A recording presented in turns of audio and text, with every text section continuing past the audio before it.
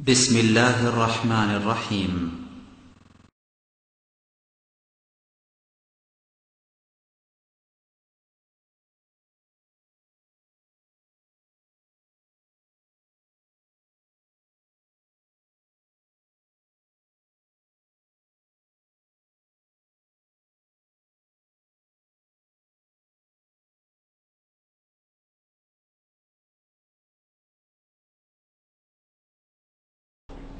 جزيل المنن والإنعام، والصلاة والسلام على نبيه المصطفى وعلى آله وأصحابه أهل الوفاء وعلى أزواجه وأصحابه الطيبين الطاهرين. أشهد أن لا إله إلا الله وحده لا شريك له، وأشهد أن محمدًا عبده ورسوله. اللهم صل وسلم على نبينا محمد وعلى آله وأصحابه أجمعين. عباد الله، اتقوا الله، اتقوا يوما ترجعون فيه إلى الله، واحترموا إخوانكم المسلمين وخاصة جيرانكم. اتقوا الله في أنفسكم وإخوانكم وجيرانكم وأهل بلادكم. نسأل الله سبحانه أن يتقبل منا صالح أعمالنا، وأن يجعلنا من عباده المتقين، ويجعلنا من الذين يستمعون القول ويتبعون أحسنه. اللهم تقبل منا يا رب العالمين।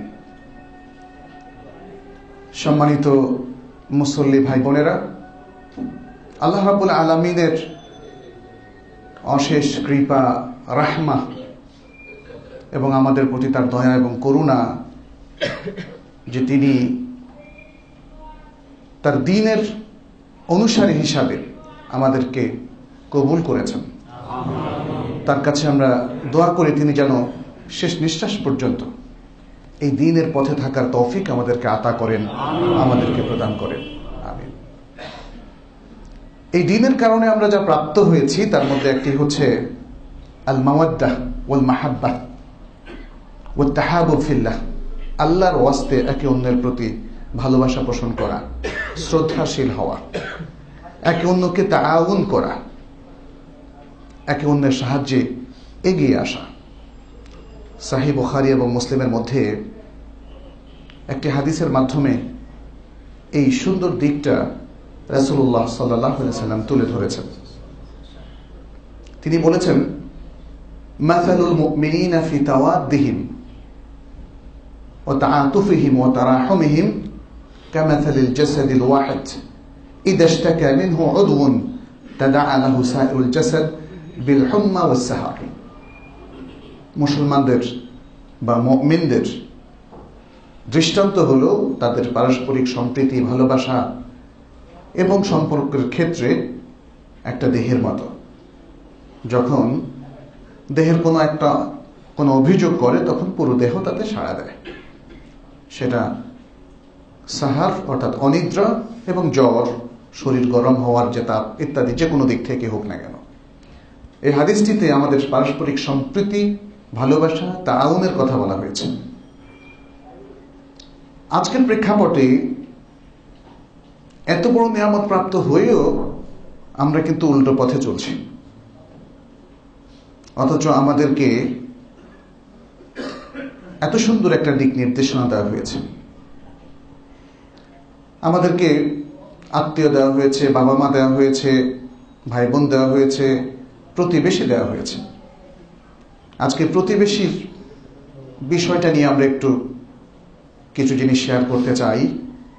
যেহেতু আমাদের জীবনে প্রতিবেশীর প্রতি দায়িত্ব অত্যন্ত গুরুত্বপূর্ণ একটি বিষয়, এবং এই ক্ষেত্রে আমাদের যথেষ্ট গাফলতি আছে। ইসলামের যে মূল নীতি মাহাব্বা, তাআউনের ভিত্তি করে রচিত হয়েছে, সেক্ষেত্রেও আমাদের যথেষ্ট উপেক্ষা আছে। সে কারণে আমরা আজকে বিষয়টি নিয়ে আলোচনা করব এবং দেখব যে আসলে প্রতিবেশীকে ইসলাম কিভাবে দেখছে, প্রতিবেশীর প্রতি আমাদের কি দায়িত্ব, এবং ইসলামের যে মূলনীতিটার কথা বললাম তার আলোকে আমাদের জীবনটাকে আমরা কিভাবে সাজাতে পারি। আল্লাহ রাব্বুল আলামিন যখন মানুষ সৃষ্টি করেছেন, সকল মানুষকে তিনি সম্মানিত করেছেন। ওয়ালাকাদ কাররামনা বানি আদম, আদম সন্তানদেরকে আমরা সম্মানিত করেছি। আদম সন্তানদের মধ্যে যত প্রকার আছে সবাই এর মধ্যে পড়ে, তবে প্রত্যেকে তার নিজ নিজ অবস্থান অনুযায়ী। আদম সন্তানদের মধ্যে আছে মুসলিম, অমুসলিম। মানুষ হিসেবে সবার প্রতি যে কমন রেসপেক্ট, সেটা কিন্তু পোষণ করতেই হবে।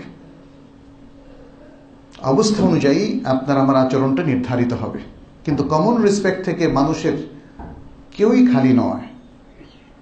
অমুসলিমরা তো ইসলাম গ্রহণ করবে মুসলিমদের আখলাক দেখে, তাদের সুন্দর আচরণ দেখে, তাদের আদর্শবাদিতা দেখে, তাদের মানবিক গুণাবলী দেখে। সুতরাং এই বিষয়টা যেমন মনে রাখতে হবে, ঠিক তেমনি আমাদের মধ্যেও পারস্পরিক যে বিভিন্ন এই সমাজের মধ্যে শ্রেণী রয়েছে, পেশাজীবী শ্রেণী, মানুষ, আমাদের আত্মীয় স্বজন এবং প্রতিবেশী, এরা প্রত্যেকে আমাদের কাছে শ্রদ্ধার পাত্র, ভালোবাসার পাত্র, মাহাব্বার পাত্র। তার মধ্যে বিশেষ স্থান দখল করে আছে প্রতিবেশী। আস-সিলসিলা আস-সাহিহা এর মধ্যে শেখ আলবানী রাহিমাহুল্লাহ তিনি একটা হাদিস নিয়ে এসেছেন, রাসূলুল্লাহ সাল্লাল্লাহু আলাইহি সাল্লামের ভাষ্য, যে রাসূলুল্লাহ সাল্লাল্লাহু আলাইহি সাল্লাম বলছেন, কুন ওয়ারিআন তাকুন আ'বাদান নাস। তুমি একজন সতর্ক, তাকওয়া চেতনা সম্পন্ন মানুষ হও, তাহলে তুমি মানুষের মধ্যে সবচেয়ে বেশি ইবাদতকারী ব্যক্তি হিসাবে পরিগণিত হবে। ওয়াকুন কানিআন তাকুন আশকারান নাস। তুমি স্বল্পে তুষ্ট থাকে এমন মানুষে পরিণত হও, তাহলে মানুষের মধ্যে সবচেয়ে বেশি শুকরগুজার বলে বিবেচিত হবে। ওয়া আহিব্বা লিন-নাস মা তুহিব্বু লিনাফসিক। তুমি নিজের জন্য যা ভালোবাসো, নিজের জন্য যা পছন্দ করো, সেটা অন্য মানুষের জন্য পছন্দ করো। তাকুন মুমিনান, তাহলে তুমি সত্যিকার মুমিন হিসাবে গণ্য হবে। ওয়া আহসিন মুজাওয়ারাতা মান জাওয়ারাকা তাকুন মুসলিমান। আর যে তোমার প্রতিবেশী, তার প্রতিবেশিত্বের প্রতি তুমি সুন্দর আচরণ করো, তার মানে প্রতিবেশীদের প্রতি ভালো আচরণ করো, তাহলে তুমি প্রকৃত মুসলিম হবে। অন্য মানুষের জন্য তুমি তাই পছন্দ করো যা নিজের জন্য পছন্দ করছো, তাহলে তুমি প্রকৃত মুমিন হবে। আর প্রতিবেশীর সাথে তুমি সুন্দর আচরণ করো, তাহলে তুমি সত্যিকার মুসলিম হবে। এটা আসলে আখলাকের একটা বিষয়, যে আপনার চারপাশে যারা অবস্থান করছে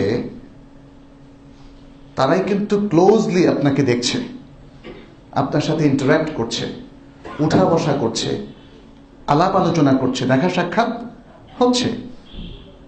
তারা আপনার বাসায় আসছে, আপনি তাদের বাসায় যাচ্ছেন। তাদের সাথে সুন্দর আচরণ আপনার আখলাকের পরিচয়। তাদের সার্টিফিকেটটাও আপনার জন্য গুরুত্বপূর্ণ, যে আপনার প্রতিবেশী কেমন মানুষ। ইসলামের এই যে আয়োজনটা, এটা এক সূত্রে গাঁথা। যে দিক নির্দেশনা আমাদেরকে দেওয়া হয়েছে, সেটা যদি আমরা পালন করে যাই, তাহলে মাল্টিপল ফলাফল আমরা লাভ করব। সুন্দর আচরণ করাটা হচ্ছে, বলা হচ্ছে, আমাদের ঈমানের অংশ, আমাদের ইসলামের প্র্যাকটিস। আর তাহলে অন্যান্য বেনিফিটগুলো, দুনিয়া আখিরাতের বেনিফিটগুলো আমরা পেতে থাকব। সম্মানিত উপস্থিতি, ইহসান ইলাল জার বা প্রতিবেশীর প্রতি সুন্দর আচরণ, এটা হচ্ছে আপনার ইসলাম কতটা সত্যতাপূর্ণ, আপনি কতটা আন্তরিকভাবে মুমিন এবং মুসলিম, তার একটা আলামত, তার একটা চিহ্ন। রাসূলুল্লাহ সাল্লাল্লাহু আলাইহি সাল্লাম বলেছেন, বুখারী মুসলিমের একটা হাদিসে এটি এসেছে, কি বলেছেন? মান কানা ইউমিনু বিল্লাহি ওয়াল ইয়াউমিল আখির ফালিয়ুকরিম দাইফাহু ওয়া মান কানা ইউমিনু বিল্লাহি ওয়াল ইয়াউমিল আখির ফালিয়াকুল খায়রান আও লিয়াসকুত। কোন কোন রায়াতে এসেছে আবিল ইয়াসমুত। যে ব্যক্তি আল্লাহ এবং আখিরাত দিবসের প্রতি বিশ্বাস স্থাপন করে, সে যেন তার অতিথিকে সম্মান করে। সবচেয়ে বেশি অতিথি আমাদের প্রতিবেশীরাই, কিন্তু আপনার বাসায় আসা যাওয়া করে সবচেয়ে বেশি আশেপাশের লোকজনই। অতএব দাইফ অতিথি বলতে দূরের অতিথি এটা যেমন ইনক্লুডেড, ঠিক তেমনি কাছের অতিথিরাও এর মধ্যে অন্তর্ভুক্ত। কাছের অতিথিরাই হচ্ছে আমাদের প্রতিবেশী। এরপরে বলছেন, যে ব্যক্তি আল্লাহ এবং আখিরাত দিবসের প্রতি ঈমান পোষণ করে সে যেন ভালো কথা বলে অথবা চুপ থাকে। সুবহানাল্লাহ, কি চমৎকার দুটো দিক নির্দেশনা। ঈমানের সাথে ইকরামুদ দাইফ, ইকরামুল জারকে লিঙ্ক করে দেওয়া হয়েছে। তাহলে যে ব্যক্তি কোনো অতিথিকে সম্মান করবে না, প্রতিবেশীকে সম্মান করবে না, তাহলে তার ঈমানের মধ্যে ত্রুটি আছে, তার ঈমানের মধ্যে ত্রুটি আছে। একইভাবে যে সঠিক কথা বলবে না, সবসময় এমন কথা বলে যেটা হয় মিথ্যা, নয় প্রতারণামূলক, নয় মানুষকে মিসগাইড করা হয়, মানুষকে বিভ্রান্ত করে, তাহলে এটাও তার ঈমানের মধ্যে ত্রুটির আলামত। অনেকে ধর্মীয় কথার মাধ্যমে মানুষকে বিভ্রান্ত করে। আমরা অনেক সময় মনে করি যে ব্যবসা বাণিজ্যের মধ্যে জমি জমার বিষয় নিয়ে মানুষকে মিসগাইড করে যাতে করে সে প্রফিটটা নিজের পকেটে ঢোকাতে পারে। সেটা আছে, সেটা ব্যাপক আকারে আছে, কিন্তু ধর্মীয় বিষয় নিয়েও মানুষকে বিভ্রান্ত করে, এবং সেগুলো কোনোটাই ভালো কথা হিসেবে গণ্য নয়। মানুষকে যখন কেউ ওয়াজ করেন, এই ওয়াজের মধ্যে যদি কোনো জাল হাদিস বলা হয় তাহলে সেটাও অন্যায় কথা। বানোয়াট কোনো কথা আল্লাহ এবং তার রাসূলুল্লাহ সাল্লাল্লাহু আলাইহি সাল্লামের নামে বলা যাবে না। ধর্মের মধ্যে যেটা শুদ্ধ নয়, দ্বীনের মধ্যে যেটা অশুদ্ধ, সেটাও ভালো কথা হিসাবে গণ্য নয়। অতএব সেটাও পরিহার করতে হবে, বরং চুপ থাকা ভালো। এটা একটা মূলনীতি। আপনি যা বলবেন সঠিক বলবেন, নাহলে চুপ থাকবেন। আপনি যা করবেন সঠিক করবেন, নাহলে চুপ থাকবেন। মুমিন অর্থহীন কোনো কথা এবং কাজে লিপ্ত হবে না, এটা তার ঈমানের দাবি, ঈমানের অংশ। আর যদি সে অর্থহীন কর্মকাণ্ডে লিপ্ত হয়, তাহলে তার ঈমানের মধ্যে যে পরিমাণ অর্থহীন কাজে এবং কথায় সে লিপ্ত হয়েছে সেই পরিমাণ ত্রুটি সৃষ্টি হয়। ঠিক একইভাবে আপনার প্রতিবেশীর প্রতি আপনি আপনার শরঈ এবং মানবিক যে দায়িত্বগুলো ছিল, যে পরিমাণ আপনি আদায় করবেন সেই পরিমাণ আপনার ঈমান বাড়তে থাকবে এবং প্রবৃদ্ধিপ্রাপ্ত হবে, পরিপূর্ণতার দিকে যাবে। আর যে পরিমাণ ত্রুটি সৃষ্টি হবে তাদের অধিকার পালনে অনীহা কিংবা তাদেরকে কষ্ট দেওয়ার মাধ্যমে আপনি তাদের ক্ষতি করবেন, সেই পরিমাণ ঈমানের ত্রুটি সৃষ্টি হবে। ইবনে আব্বাস রাদিয়াল্লাহু তাআলা আনহু থেকে খুব চমৎকার একটা কথা এসেছে। তিনি বলেছেন, সালাসাতু আখলাকিন কানাত ফিল জাহিলিয়াহ মুস্তাহসানা ওয়াল মুসলিমুনা আউলা বিহা। জাহিলি যুগে তিনটা সুন্দর গুণ মানুষের মধ্যে পরিপালিত হতো।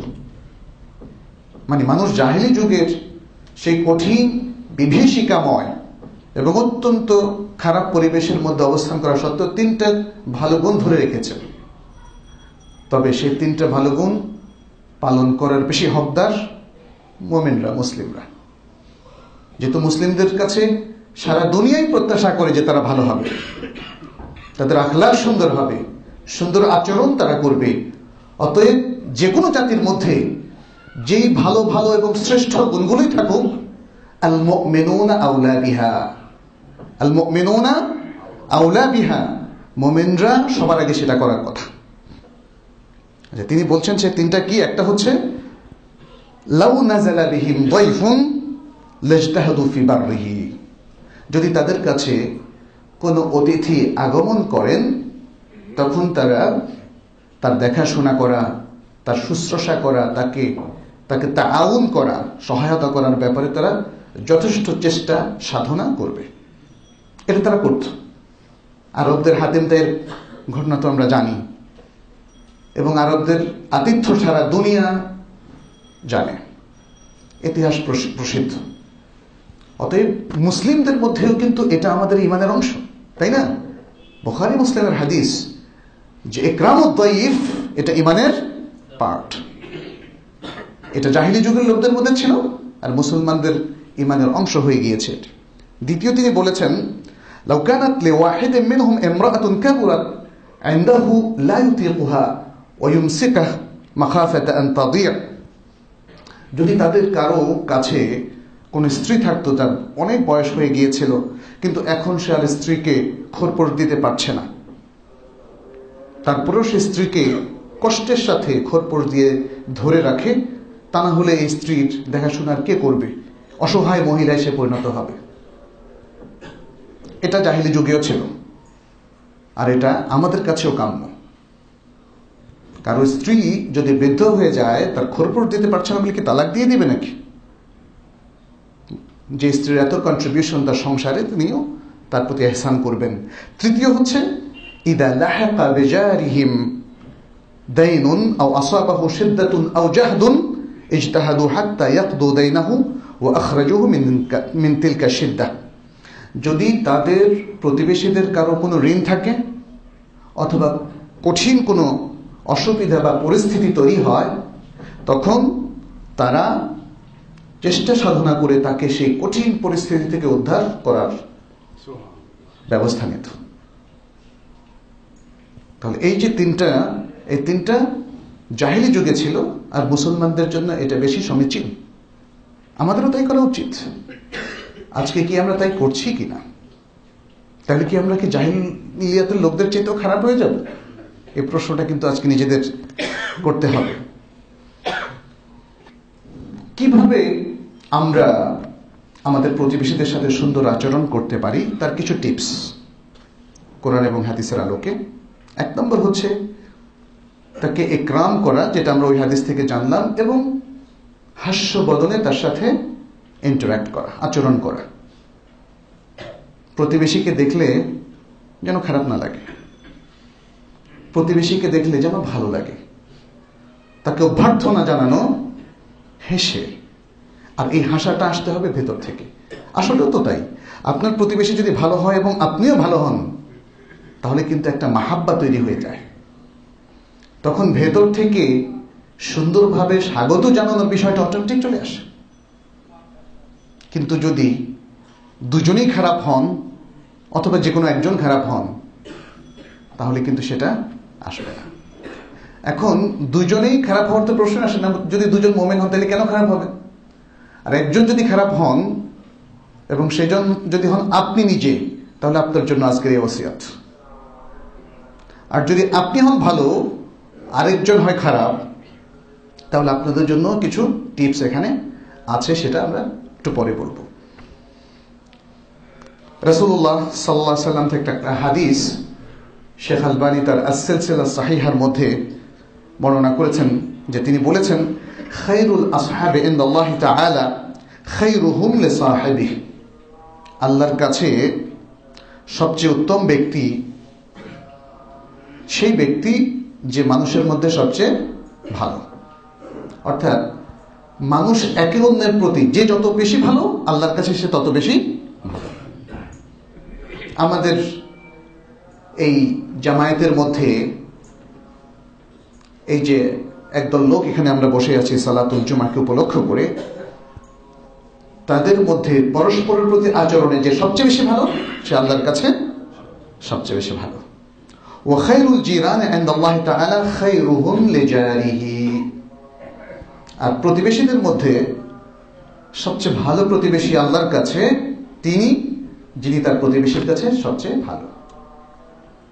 যদি প্রতিবেশিত্বকে আমরা একটা ক্ষেত্র ধরি, তাহলে প্রত্যেক এই জনপদের প্রতিবেশীদের মধ্যে অন্যের কাছে যিনি সবচেয়ে ভালো, তিনিও আল্লাহর কাছে সবচেয়ে ভালো। তাহলে এই সার্টিফিকেটটা, প্রতিবেশীর সার্টিফিকেটটা, স্ত্রীর সার্টিফিকেট স্বামীর জন্য, স্বামীর সার্টিফিকেট স্ত্রীর জন্য খুব গুরুত্বপূর্ণ। এখানে লিখিত সার্টিফিকেটের কোনো প্রয়োজন নেই। এখানে সার্টিফিকেটটা হবে আচরণ ভিত্তিক, আখলাক ভিত্তিক, এবং সেই সার্টিফিকেটটা সবসময় একরকম থাকবে না। আপনার আচরণ অনুযায়ী সেটা পরিবর্তন হবে। এবং লাস্টলি আপনার যে আচরণ সেটা যদি ভালো থাকে, কারণ সব ভালো তার, শেষ ভালো যার। এটাকে আরবিতে বলা হয় হুসনুল খাতিমা। হুসনুল খাতিমা, এটার অস্তিত্ব আছে ইসলামে। একজন লোক সারা জীবন ইমানের উপর চলল, আর আল্লাহ না করুক তার শেষের মৃত্যুটা যদি হয় শিরক বা কুফরের উপরে, নাজাত পাবে সে? তাহলে তার শেষ অবস্থাটা খুব গুরুত্বপূর্ণ। আরেকজন লোক সারা জীবন উল্টাপাল্টা জীবনযাপন করেছে, কিন্তু সেন্স থাকতেই সে তওবা করেছে, আল্লাহর কাছে ক্ষমা প্রাপ্ত হয়েছে, তাহলে সেই লোক এর শেষ, যদি এটাকে বলা হয় হুসনুল খাতিমা, হুসনুল খাতিমার মাধ্যমে সে আল্লাহর কাছে নাজাত পেয়ে যাবে। তাহলে দুটো শব্দ আছে, হুসনুল খাতিমা, সুউল খাতিমা। আমরা আল্লাহর কাছে হুসনুল খাতিমা চাই, আল্লাহ যেন আমাদের সকলেরই হুসনুল খাতিমা দিয়ে দেন। সুউল খাতিমা বা শেষ খারাপ অবস্থা থেকে আমরা আল্লাহর কাছে আশ্রয় চাই। আমিন। দ্বিতীয় যে বিষয়টি সেটি হচ্ছে তাফাক্কুদু উমুরিহি, প্রতিবেশীদের খোঁজ খবর নেওয়া, এবং তাদের মধ্যে যারা মুহতাজ, হাজাতের মধ্যে থাকেন, সিদ্ধাতের মধ্যে থাকেন, বালা মুসিবত কিংবা প্রবলেমের মধ্যে থাকেন, সে প্রবলেম থেকে তাদেরকে রক্ষা করা, রক্ষা করতে এগিয়ে আসা, তাদের চিকিৎসায়, তারা অসুস্থ হলে হসপিটালে নিয়ে যাওয়া ইত্যাদি নানা ধরনের। কিন্তু আজকের আমাদের এই মুসলিম সমাজের নগর জীবনটা আমাদেরকে স্বার্থপর করে ফেলেছে। একই বিল্ডিং আমরা থাকি, আমাদের কিন্তু কোনো খোঁজ নেই। আমার বাসায় ভালো রান্না হচ্ছে, কিন্তু উনি কি খাচ্ছেন সেটাও আমরা জানি না। প্রতিবেশী কি শুধুই আপনার বিল্ডিং এর লোক, পাশের বিল্ডিং এর লোক প্রতিবেশী না? আর আপনার এই বিল্ডিং এর পাশে যে বস্তিগুলো আছে ওরাও কি আপনার প্রতিবেশী না? ওরা বুয়া শ্রেণী নাকি? আয় হায়, আমরাই তো শ্রেণীগুলো তৈরি করেছি, রিক্সাওয়ালা শ্রেণী, বুয়া শ্রেণী। ওদেরকে ভিজিট করতে যাওয়ার কথা আমাদের কোনোদিন মাথায় আসে না, অথচ ওরাও আমাদের প্রতিবেশী। ইসলাম কিন্তু কোনো ডিসক্রিমিনেট করেনি, কোনো বৈষম্য করেনি। বৈষম্য করেছে আমরা। আমি আমার পিয়ার গ্রুপকে ভিজিট করতে যাই, অর্থাৎ আমার সম অবস্থা সম্পন্ন লোকদেরকে আমরা দেখতে চাই। অনেক সময় হয়তো আমার চেয়ে আরো অনেক উপরে যারা, তাদেরকেও যাই না।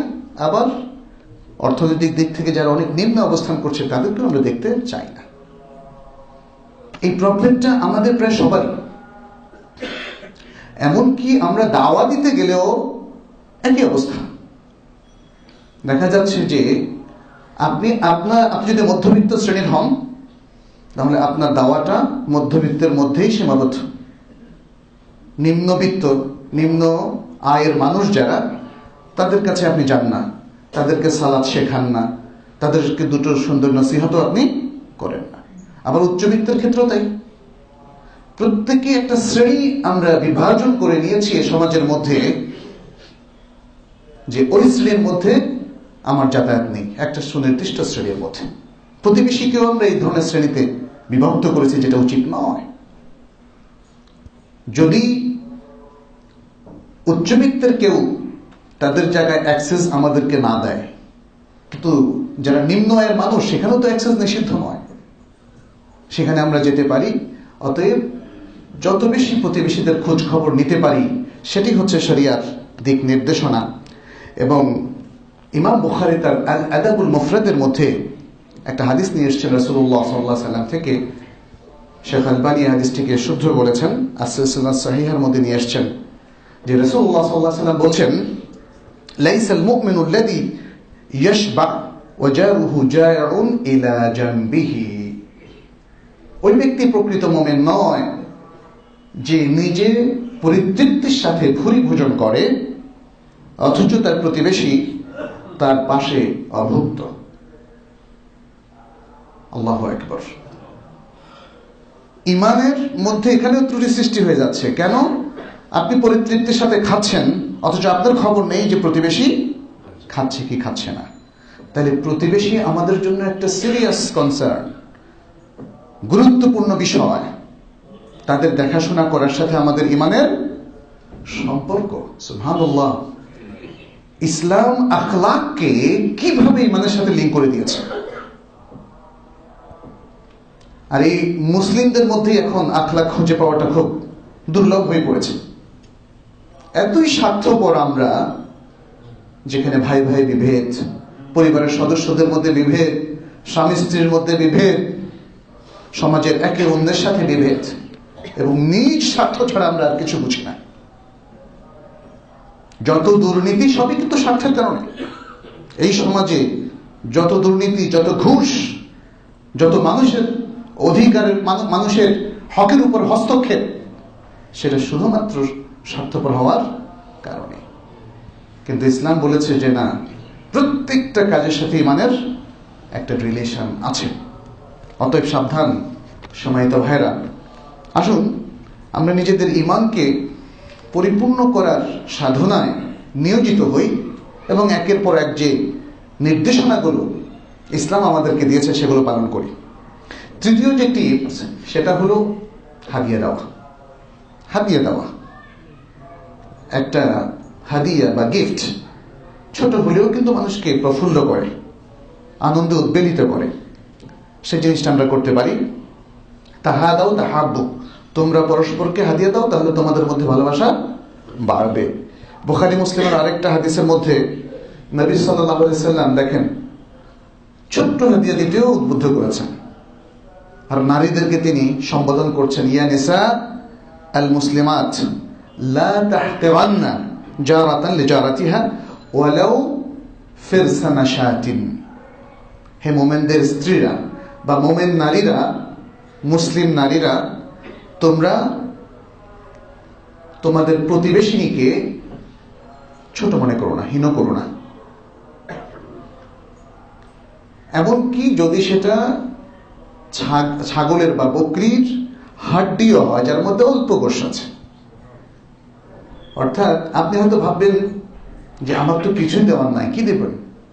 তাহলে যদি হাড় থাকে, যে হাড় আপনি রান্না করেছেন, তার মধ্যে গোশ আছে সামান্য, আপনিও এভাবেই খান, তাহলে এই অল্প জিনিসটাও আপনি হাদিয়া দেন, সে খুশি হবে। মানুষের সাথে শেয়ারিং এর একটা চমৎকার নিদর্শন এটা। আল্লাহু আকবার। আমরা শেয়ার করতে জানি না। বিদেশে অবস্থানকালে আমরা যখন মদিনা ছিলাম, তখন দেখতাম যে আমাদের কিছু সুদানি বন্ধুরা, তাদেরকে আমরা খুব বেশি মানুষের দিকে দরদি পেয়েছি। অল্প কিছু খাচ্ছে, এর মধ্যে ৩-৪ জন এসে গিয়েছে, তারা বাধ্য করে যে আমার সাথে শেয়ার করেন। অথচ সে হয়তো ক্ষুধার্ত, তার নিজেরই ভালো করে হবে না। সুবহানাল্লাহ। এই আখলাকটাই কিন্তু আমাদের নবী সাল্লাল্লাহু আলাইহি ওয়াসাল্লাম আমাদেরকে শিখিয়েছেন। পেট পুরে খেতে হবে কেন আমাকে? দুনিয়ার এত জলমুশ কেন আমার এত প্রয়োজন? কি লাভ আমার? কিছুদিন তো আমাকে ছেড়ে যেতে হবে কিছুকাল পরেই। কিন্তু আমি যদি স্বার্থপর হই, তাহলে সংঘাত সেখানে হবেই, ভালোবাসা সেখান থেকে উধাও হয়ে যাবে, শ্রদ্ধা সেখান থেকে চলে যাবে। আর যদি ত্যাগ করি, তাহলে সেই জায়গায় যে মাহাব্বাটা তৈরি হবে, মাহাব্বার জোয়ার সৃষ্টি হবে, তাতে সবাই একটা হ্যাপি লাইফ উপহার পাবে, তাই না?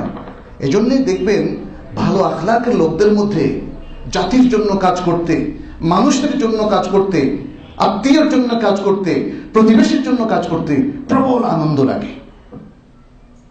কিন্তু সেই বোধ, সেই সেন্স, সেই অন্তর তৈরি করতে হয়। এটার জন্য প্রশিক্ষণ লাগে, এটার জন্য রোল মডেল লাগে। আজকে যেদিকেই তাকাই শুধু স্বার্থের সংঘাত। সবাই পেতে চান, কেউ দিতে চান না। সবাই নিতে চান, ত্যাগ করতে কেউ চান না। এই কারণেই প্রবলেমটা হয়ে গেছে। আল্লাহ আমাদেরকে যে সুন্দর অন্তরটা দিয়েছেন, আকলটা দিয়েছেন, এর মধ্য দিয়ে ভালো মানুষ হয়ে যাওয়ার কথা ছিল আমাদের প্রবলেম হয়ে গেছে যে মডেলটা সৃষ্টি হয়েছে আমাদের সামনে, সেখানে শুধুই স্বার্থপরতা। ভাই ভাইয়ের জন্য ত্যাগ করেন না, স্বামী স্ত্রীর জন্য কিছু ছাড় দেন না, স্ত্রী স্বামীকে কোনো ছাড় দেন না, প্রতিবেশীর জন্য আমাদের কোনো ছাড় নেই। আর এই ঢাকা শহরে যেখানে জায়গার মূল্য অনেক, তাই না, 1 ইঞ্চি জায়গাও তো কেউ ছাড়তে চান না, বরং পারলে প্রতিবেশীর জায়গা থেকে কিছু সুবিধা নিতে চান। আছে না এটা ব্যাপকভাবে? সুবহানাল্লাহ। এগুলো টিপস নয়, যে প্রতিবেশীকে সুযোগ পেলে ঠকাবেন আর ভাববেন যে আপনি জিতে গেছেন, এতে সমাজে কোনোদিন শান্তি প্রতিষ্ঠা হবে না এবং প্রতিবেশিত্বের অধিকারও আদায় হবে না। বরং ওই জায়গায় শরিয়া কি বলছে? আমাদেরকে হাদিয়া দিতে বলেছে। আপনি যদি তারটা গ্রহণ করেন তাহলে হাদিয়া দেওয়ার অর্থ এখানে অর্থহীন। তার উপর কোনো ভায়োলেট করবেন না, তার জায়গা থেকে 1 ইঞ্চিও আপনি অন্যায়ভাবে দখল করবেন না, আপনার ব্যালকনিটা তার উপরে চাপিয়ে দেবেন না, উল্টো আপনি হাদিয়া দেবেন। হাদিয়া দেওয়াটা হচ্ছে নিজের স্বার্থ ত্যাগ করে কাউকে কিছু দেওয়া। তাহলে এই আখলাকটা যার মধ্যে, সে তো প্রতিবেশীর হকের মধ্যে কোনো ত্রুটি করার কথা নয়। এই বিষয়টা আমাদের মনে রাখতে হবে। আরেকটি বিষয়, আরেকটা টিপস, সেটি হচ্ছে প্রতিবেশীর সম্মান এবং সম্পদকে হেফাজত করা। সম্মান এবং সম্পদকে হেফাজত করা, এই ব্যাপারে আমাদের অনেক ত্রুটি, সব বয়সের লোকদের অনেক ত্রুটি। সম্পদের কিছু ব্যাপার তো আমরা বললাম, কিন্তু প্রতিবেশীর হেফাজতের ব্যাপারটা কয়েক রকম হতে পারে। আপনি তার উপর চড়াও হবেন না, এটা যেমন, আবার সে যদি আপনার কাছে কিছু আমানত রাখে সেটাও রক্ষা করা এবং কড়ায় গণ্ডা রক্ষা করা। আর তার সম্মান রক্ষা করার বিষয় অনেকগুলো। প্রতিবেশী সম্পর্কে বিবাহের অনেক ব্যাপার থাকতে পারে। খোঁজ নিতে আসলে ঈর্ষাবশত আপনি যদি মিথ্যা কথা বলে দেন তাহলে তার সম্মানে আঘাত করলেন। সবচেয়ে বড় ক্ষতিটা হয় সম্মানের, যদি প্রতিবেশীর কোনো নারীকে, তার সম্মানকে হানি করা হয়। সেটা অবৈধ প্রেম প্রণয়ের মাধ্যমে হতে পারে, অথবা অ্যাডাল্টারি কিংবা জেনা ব্যভিচারের মাধ্যমেও হতে পারে। এটা অত্যন্ত ভয়াবহ। এটা যে কত ভয়াবহ সেটাকে বোঝানোর জন্যে একটা হাদিস ইমাম বুখারী আল আদাবুল মুফরাদের মধ্যে নিয়ে এসেছেন এবং শেখ আলবানী আস-সিলসিলা সাহিহার মধ্যে হাদিসটা উল্লেখ করেছেন। তার মানে হাদিসটা শুদ্ধ। জেনা বা ব্যভিচার করা এটা কি? হারাম এবং কবিরা গুনাহ এবং জীবনকে ধ্বংসকারী একটা বিষয়। 7টা ধ্বংসকারী বিষয়ের মধ্যে এটা একটা। রাসূল সাল্লাল্লাহু আলাইহি ওয়াসাল্লাম বলছেন, লা আন ইয়াজনিয়া আর-রাজুলু বি'আশরি নিসওয়াতিন আইসারু আলাইহি মিন আন ইয়াজনিয়া বিইমরাতি জারিহি। যে কোনো ব্যক্তি 10 জন মহিলার সাথে জিনা করা তার প্রতিবেশীর স্ত্রীর সাথে জিনা করার চেয়েও সহজ, তুলনামূলক সহজ। তার মানে হচ্ছে প্রতিবেশিনী কারো ইরদ এবং ইজ্জতের উপর আঘাত করা, এটা অত্যন্ত ভয়াবহ ইসলামী শরীয়ত। এটা জেনার কথা বলা হচ্ছে। এছাড়াও অন্য, যেমন যেটাকে আমরা আজকের পরিভাষায় পরকীয়া বলি, এটাও কিন্তু তার ইরদের উপর, তার ইজ্জতের উপর হামলা না? কোন স্বামী কি পারমিশন দেবেন তার ওয়াইফকে? অতএব এই ধরনের বিষয়গুলো প্রতিবেশী করতে কি ঘটে থাকে, শরিয়া বলছে এই ধরনের কিছু করা যাবে না এবং এটা অত্যন্ত স্বাভাবিক। ওই মাপের অপরাধের চাইতে এটা 10 গুণ বেশি অপরাধ এবং এতে প্রতিবেশিত্বের অধিকার ক্ষুণ্ণ হয়, খেয়ানত হয়। এবং আমরা তো আজকে দেখছি, আজকে সমাজের সাংসারিক যে অশান্তিগুলো, সেটা এই ধরনের আচরণ থেকেই সেই অশান্তিগুলো তৈরি হয়। হাদিসের মধ্যে আরো এসেছে, এই হাদিসের শুরুটা ছিল এরকম যে রাসূলুল্লাহ সাল্লাল্লাহু আলাইহি ওয়াসাল্লামকে সাহাবারা জিনা সম্পর্কে জিজ্ঞেস করেছিলেন। তখন তিনি বললেন জিনা করা হারাম। আল্লাহ এবং তার রাসূল সাল্লাল্লাহু আলাইহি ওয়াসাল্লাম জিনাকে হারাম করেছেন। তারপরে তিনি কথা বললেন যে কোনো ব্যক্তি তার প্রতিবেশীর স্ত্রীর সাথে জিনা করার, এটা করার চাইতে 10 জন মহিলার সাথে জিনা করাটা এটা কম গুনাহের কাজ। তারপরে সাহাবারা জিজ্ঞেস করলেন তাহলে চুরির ব্যাপারে বলেন, চুরিটা কি? রাসূলুল্লাহ সাল্লাল্লাহু আলাইহি ওয়াসাল্লাম বলেন হারাম। আল্লাহ এবং তার রাসূল সাল্লাল্লাহু আলাইহি ওয়াসাল্লাম এটাকে হারাম করেছেন। এরপর তিনি বললেন লা আন ইয়াসরিকা মিন 10 আহলি আবিয়াত আইসারু আলাইহি মিন আন ইয়াসরিকা মিন বাইতি জারিহি। কোন ব্যক্তি যদি 10টা ঘরের গিয়ে চুরি করে, সেটা বেশি সহজ বা কম গুনাহের কাজ যদি সে প্রতিবেশীর ঘর থেকে চুরি করে তার চাইতে। তাহলে প্রতিবেশীকে কিভাবে গুরুত্ব দেওয়া হয়েছে। রাসূলুল্লাহ সাল্লাল্লাহু আলাইহি ওয়াসাল্লাম এভাবে আমাদেরকে প্রতিবেশী সম্পর্কে আরো অনেকগুলো গুরুত্ব দিয়েছেন। যেমন জমি যখন আপনি বিক্রি করবেন তাহলে প্রতিবেশীর সেক্ষেত্রে অধিকার বেশি, বিশেষ করে জমিটা যদি ভাগ বাটোয়ারা না হয় তাহলে তো আপনি করতেই পারবেন না। তারপরেও যদি ভাগ বাটোয়ারা হয়েও যায় প্রতিবেশীর কাছে আপনি আগে অ্যাপ্রোচ করবেন, তারপরে অন্যদিকে যাবেন। এভাবে নানা ধরনের আদব কায়দা আমাদেরকে শিক্ষা দেওয়া হয়েছে, যাতে করে এই সমাজের সব মানুষই তো কোনো না কোনোভাবে প্রতিবেশী। যদি এমন হয় যে প্রত্যেক জনপদে আশেপাশের লোকজন তারা একে অন্যের প্রতি শ্রদ্ধাশীল, তাদের মধ্যে দিনই ভালোবাসা আছে, পরস্পরের অধিকারের প্রতি তারা সচেতন, তাহলেই কিন্তু একটা সুন্দর সমাজ গড়ে উঠতে পারে। শুধুমাত্র জাগতিক অর্থনৈতিক উন্নতি দিয়ে একটা সমাজ সুখী সমৃদ্ধ জীবন লাভ করতে পারে না। আদর্শিক বিষয়গুলো, অন্তরের পরিশুদ্ধতা, আত্মশুদ্ধি, আখলাকের বিষয়গুলোকে যদি কোনো জাতি ইগনোর করে তাহলে তারা প্রকৃত শান্তি লাভ করতে পারবে না। অতএব আসুন আমরা আমাদের জীবনের প্রত্যেকটা ক্ষেত্রে আল্লাহর নির্দেশ মেনে চলি এবং প্রতিবেশীর অধিকার সম্পর্কে সচেতন হই, সেগুলো রক্ষা করার চেষ্টা করি। আকুলু কাউলি হাদা ওয়া আস্তাগফিরুল্লাহ লি ওয়া লাকুম ওয়া লিসাইরিল মুসলিমিন ইন্নাহু হুয়াল গফুরুর রহিম।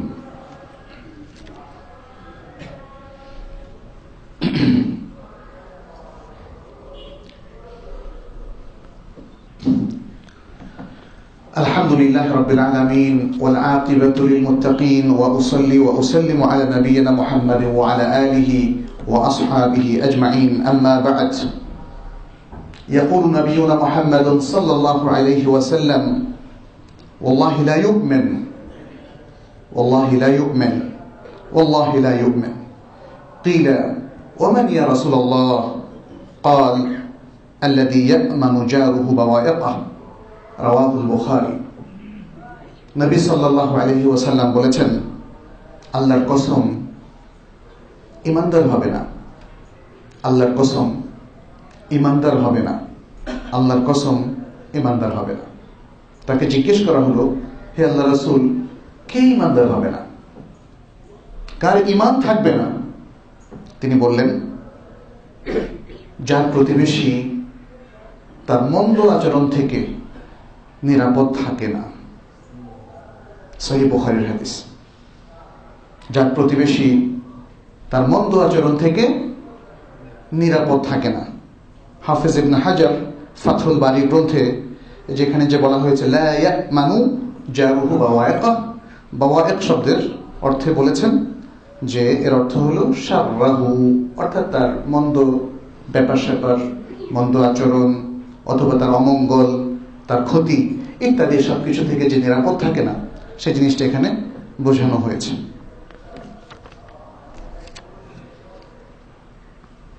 নসর ইবনে মুহাম্মদ আস-সামারকান্দি একজন স্কলার রাহিমাহুল্লাহ, তিনি বলেছেন যে সুন্দর প্রতিবেশিত্ব 4টা কাজের মাধ্যমে রক্ষা করা যায়। 1 নম্বর, আইওয়াসি বিমা ইনদাহ, তার কাছে যা আছে, যে জ্ঞান, যে সম্পদ, যা কিছু আছে, যে সুন্দর আখলাক, এসব কিছু দিয়ে প্রতিবেশীর সমবেদনা জ্ঞাপন করা। ওয়াসানি আল্লা ইয়াতমাআ ফিমা ইনদাহ, প্রতিবেশীর কাছে যা কিছু আছে সেটা পাওয়ার লোভ না করা, অর্থাৎ তার প্রতি ঈর্ষা পোষণ না করা, তার কোনো জিনিস চুরি না করা, তার কোনো কিছুর উপর চড়াও না হওয়া। লোভ কিন্তু এ সমস্ত খারাপের মূল, অতএব সেই লোভটা পোষণ না করা। ওয়াসালিসু আইয়ামনা আদাহু আনহু, এবং তৃতীয় হচ্ছে তাকে কষ্ট দেওয়া থেকে বিরত থাকা, তাকে কষ্ট দেওয়া থেকে বিরত থাকা। ওয়ারাবিউ আইয়াসবিরা আলা আদাহু, তিনি যদি কষ্ট দেন, প্রতিবেশী যদি কষ্ট দেন, তাহলে সেখানে সবর করা। আমরা এই পয়েন্টটাই বলেছিলাম, যদি আপনি হন ভালো আর প্রতিবেশী হয় খারাপ, তাহলে কি করবেন? সবর।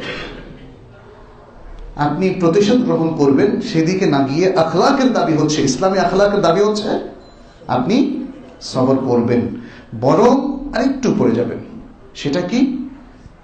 সে যে খারাপ আচরণ করেছে তার বদলে আপনি ভালো আচরণ করবেন। তখন তার মধ্যে একটা বোধোদয় হতেই পারে, হয়তো সেটা দেরিতে হতে পারে। আমরা অস্থির হয়ে গেলে চলবে না। হয়তো অনেকে ভাববেন যে আমি ভালো আচরণ করব, তারপরে সে কবে আবার সেটা বুঝবে আর কবে আবার আমার প্রতি ভালো আচরণ করবে। অস্থির হওয়ার কোনো কারণ নেই। মুমিন তার মূল লক্ষ্য হচ্ছে আখিরাত। আখিরাতের অর্জনই তার মূল উপার্জন। আখিরাত হচ্ছে তার হোমল্যান্ড, তার পার্মানেন্ট রেসিডেন্স আখিরা। অতএব সেই আখিরাতের জন্যই সে নিজেকে প্রস্তুত করবে। দুনিয়ার এই ক্ষণস্থায়ী সম্পদ অর্জন এটা তার কাছে মূল লক্ষ্য হওয়া উচিত না। সবর বান্দা তখনই করতে পারে যখন আখিরাতের প্রতি তার ইয়াকিন থাকে এবং তার জন্য সে প্রস্তুতি গ্রহণ করে। অতএব এই জন্যই সূরা বাকারার শুরুতে দেখেন মুত্তাকিনদের অনেকগুলো সিফাত বর্ণনা করার পরে শেষে বলা হয়েছে ওয়াবিল আখিরাতি হুম ইউকিনুন। এটাকে আলাদা করে বলা হয়েছে। আখিরাতের প্রতি দৃঢ় বিশ্বাস এটা মুত্তাকিনদের অন্যতম বৈশিষ্ট্য। আজকে আমাদের প্রতিবেশিত্ব আমরা রক্ষা করতে পারবো যদি তাকওয়ার চেতনা আমাদের মধ্যে কাজ করে।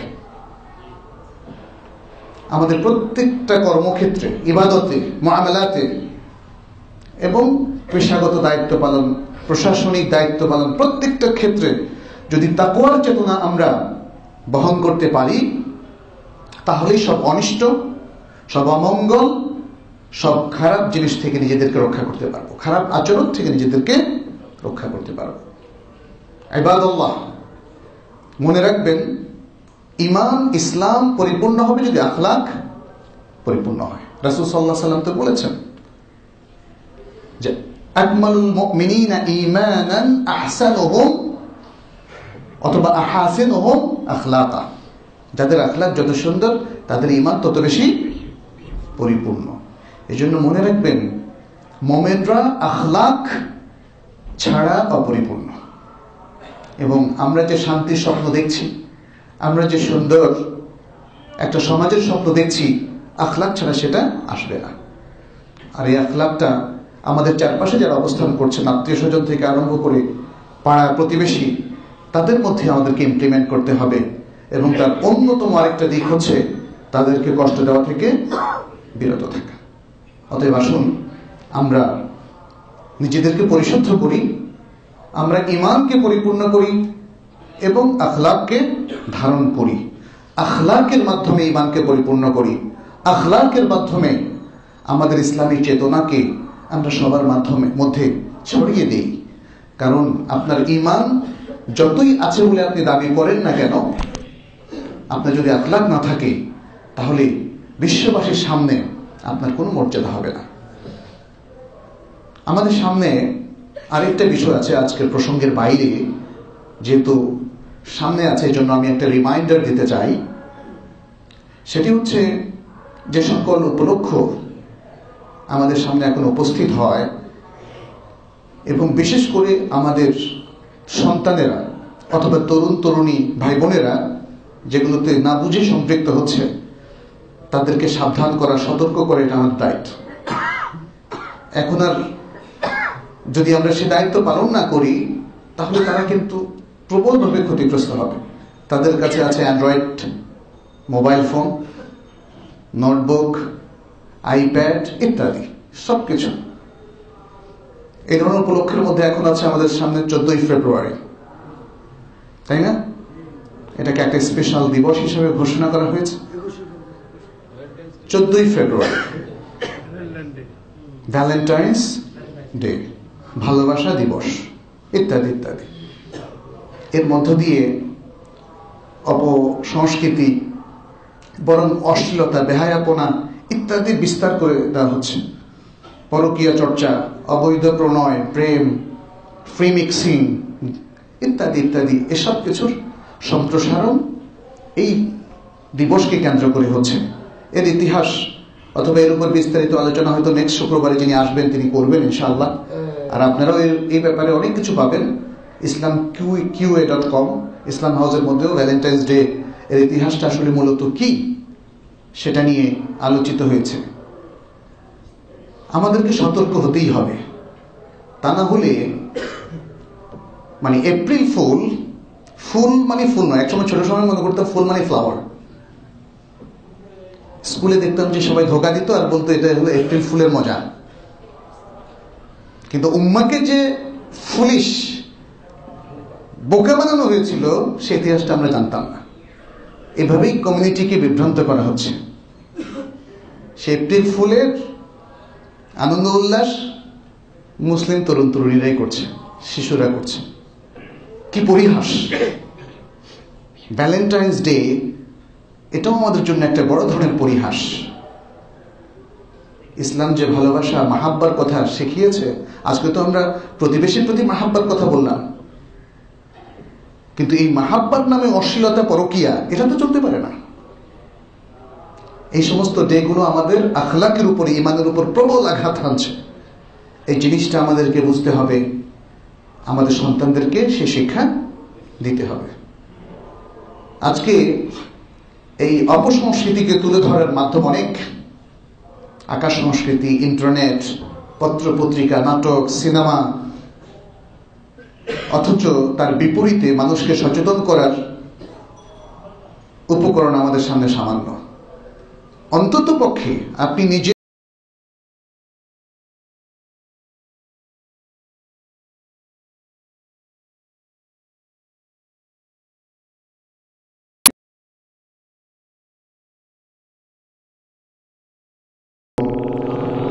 আমাদের ঈমান এবং আমাদের ইসলামকে তিনি হেফাজত করুন।